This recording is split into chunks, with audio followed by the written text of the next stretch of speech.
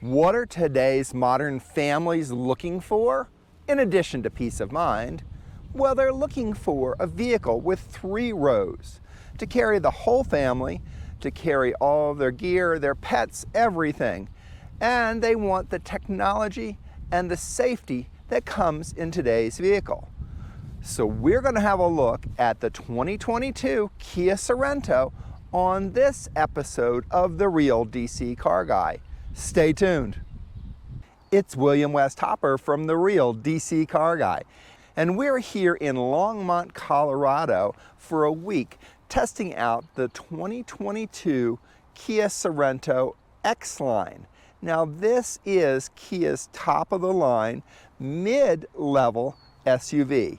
It is well positioned between the Telluride on one end and the Kia Sportage, or Sportage as they call it here in the United States, on the other end. This is probably one of the most sensible vehicles for most families in America today. It has all the technology that you're going to want. It has classic styling, and you can get it in a all-wheel drive or a front-wheel drive, as well as a normally aspirated or turbo engine, or you can get it in hybrid version as well, which will extend your range and certainly your pocketbook. So let's take a look at the Kia Sorento for 2022. Now this is a new design that was brought in at the end of 2020 as a 2021 model. And what we really like about this vehicle is the fact that it is well sized and that it has a great look to it. Let's take a look at the outside of the Kia Sorento. First of all, I want you to take a real strong look at this tiger nose design. Now, if you'll look at the Kia, first of all, you'll see it has the new Kia logo. That's a real key point in telling where your Kia is. Kia changed its logo in the past year to have a cleaner look for it. So it has this nice large grille space, LED DRLs, LED headlights, cameras throughout the vehicle, which are very, very helpful when you're backing up or when you're parking, and most importantly, when you're changing lanes. And we're going to talk about that with Kia's blind spot monitoring that you'll also find on some Genesis and Hyundai vehicles as well. It is the upper line of Kia's Sorento, so it has a little sportier look. You'll see the blacked out white alloy wheels. You'll see the X-Line markings there. Basically, the vehicle is pretty simple and pretty clean, with the roof rails here, the black B-pillars and C-pillar here. It has a really good look. If you remember our initial video when the Sorento came out at the end of 2020, we didn't really like some of the detailing that was on it. Now with the blacked out trim, a lot of those little nuances sort of disappear into the styling. I personally think the styling of this vehicle is very classic and very comfortable. Now what's really nice in this Sorento is the amount of space. So let's go in and have a look inside the Kia Sorento for 2022. Now for the second row, you have 2 captain's chairs, right and left, and they are movable back and forth, as well as you can put them like that, or you can push the button here and they'll move forward so you can get access to the third row. So there's a lot of options for that right there. What's nice also is they have a little pocket here on the side to put things in. There is a USB-A port there. There's also a 12-volt cigarette lighter outlet port there. USB-A ports on both sides of the front seats. There's plenty of power outlets here inside the vehicle. Air control right here, you can control it like that up and down, so it's nice, but there's no switches or anything.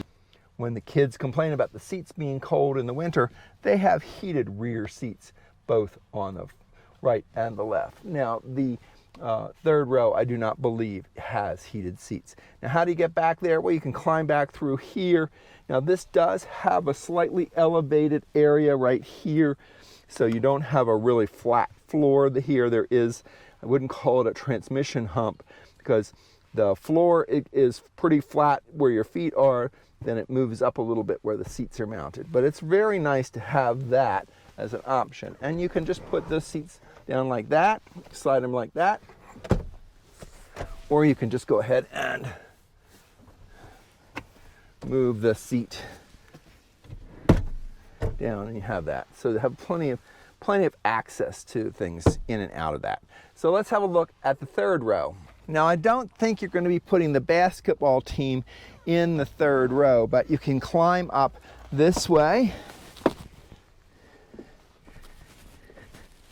and get in here. Now, you're not going to have a lot of leg room back here because of this elevated floor here.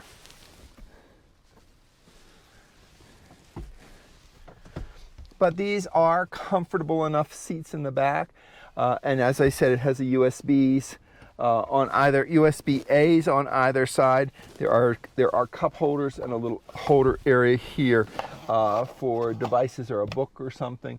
There's also a space here if you wanted to put in an optional cover for the cargo area. So there's a lot of space back here. Now, not a lot of headroom back here. But, you know, just for the quick trip around, I think you'd be fine with it. Now, this seat doesn't move up or forward. It just folds down flat. In general, there is room back here, but I think this is going to be for the smaller kids. Now, let's see if we can get out of the third row. Oh, not too bad there. And there's a little red tab down here you can pull to make the seat go forward as well, which is nice.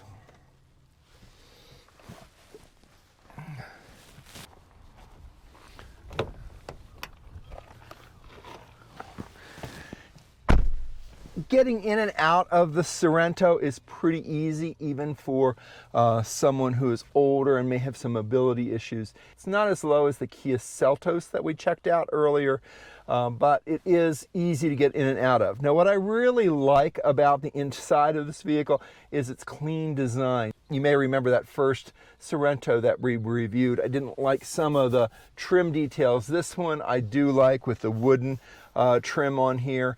The nice big wide screen area, though this little cover here does seem like it was an afterthought, or that this was the afterthought and it was put in to there. So I'm surprised they haven't made this dash sunshade a little bit more unified with this elongated display.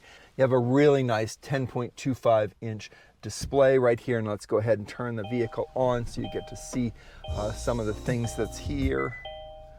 The very nice dash that is recessed in here. You've got the screen here and this dash display is inside. Really like the look of the center console here with separate HVAC controls, and they're just touch controls, so you just touch any of those and they automatically up or down turn themselves on. There are real switches for temperature control here. There's auto, off, there's all those little things that you're going to need here. Now, you got to remember, this is the upper line SX Prestige trim level, so there are 3 USB-A outlets. There are no USB-C outlets here. There's also something that I really like in a lot of vehicles, and Kia has done a great job of that. It has QI wireless charging for your phone right there, and that's all in a nice space. 2 spots for cup holders with little nubs in them, retractable nubs, another little spot there to hold things. There is the all-wheel drive controller right here. I can lock it and unlock it. I can also set my drive modes, my comfort, sport, and smart, as well as eco and snow here. The automatic engine on, engine off button there. Camera switches here, which is really nice to be able to use the cameras, because this does have really good cameras that you get to see all around the vehicle. There are a lot of things that Kia shares between models, and actually even shares within the Hyundai and Genesis line. And one of the things that I think is very important that we should all have, or all cars should have, is when you turn your turn signal on, you get to see what is in your blind spot. This is this blind spot monitor that Kia and Hyundai and Genesis are known for. So over to the right there, get to see what's right there in the blind spot, which is very nice. Doesn't have the 360 drone. It does have immediate sides, what you can see out the sides. It also has a nice back area that you can see what's behind you, and of course what's in front of you. Seating comfort is good. Now this one does have heated and cooled front seats, which are very nice. It also has a nice display controls here on the steering wheel. So it has a large console with a removable box right here. You can put a number of things in there to keep prying eyes away. It also has a sunroof. Front is operable and you can open it up there. The glass roof for the second row is fixed, so you'll be there for that. But it does have a sunshade. It does have an operable sunroof, which I really like in a vehicle.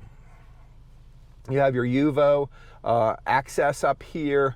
All the other controls are right here too. So I think you're going to be pleased with everything that comes out. Now let's see, this vehicle has a lighted vanity mirror. You turn the light on yourself. It doesn't automatically go on. It also moves out. The sun visors move out, and you know I really like that in a car. So that's very useful, and that's on both sides. So overall, a well-appointed and upscale feeling vehicle. So the Kia Sorento, of course, being an SUV, one of the big parts of any SUV is the cargo area, and you have multiple ways of accessing that cargo liftgate. Of course, the key is one of them, so you can push the button on the key and open up. Now this does have 3 rows built in, and when that 3rd row is up, you have a small amount of storage space here, but don't expect to be able to get all of the family's gear in the car if you're using all the rows. But if you put down that 3rd row, you have an amazing amount of cargo space, just what you need. If you want to close the gate, you have multiple ways. You can hit it here, you can hit here, and it'll close it, which works out really nicely if you're standing away from the vehicle. Now the Sorento has a proximity key as well, which lets the vehicle know that you're near the tailgate, and it will open automatically, and you can turn that on or off on the center screen of the front of the vehicle. What's nice with the proximity key with this Kia Sorento is that the automatic folding side mirrors open up when you approach the vehicle. Now the Kia Sorento has 2 seats in the 3rd row, and it's very easy to turn them into cargo space by pulling on these simple little straps here. They fold down, gives you a lot of cargo space. There's also a controller here if I wanted to put down the 2nd row seats. So there you go over that, and that gives you a big space for cargo. Now it's not a solid space because those 2nd row seats are captain's chair seats, and there's a big space in the middle. So be aware of that. You can get plenty of things inside the cargo space of the Kia Sorento. Under the hood of the Sorento, it's controlled like most car hoods are these days.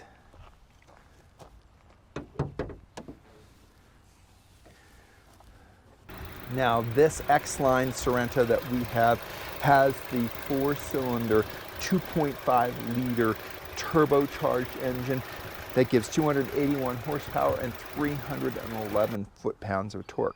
It's a nice small engine. It's the GDI, the direct injection engine that they use in other vehicles. Very simple to use, very simple to looks like to work on, so very good. You have your choice of other engines in this. There's also the 1.6 GDI 4-cylinder turbo hybrid or non-turbo 2.5 engine, as well as a plug-in hybrid. So you have a lot of engine options with the Kia Sorento. We thank you for watching this episode of The Real DC Car Guy as we took a look at the 2022 Kia Sorento X-Line and SX Prestige trim. If you like this video, please give us a thumbs up and follow us for more auto and truck reviews and stories about the automotive lifestyle. Until next time.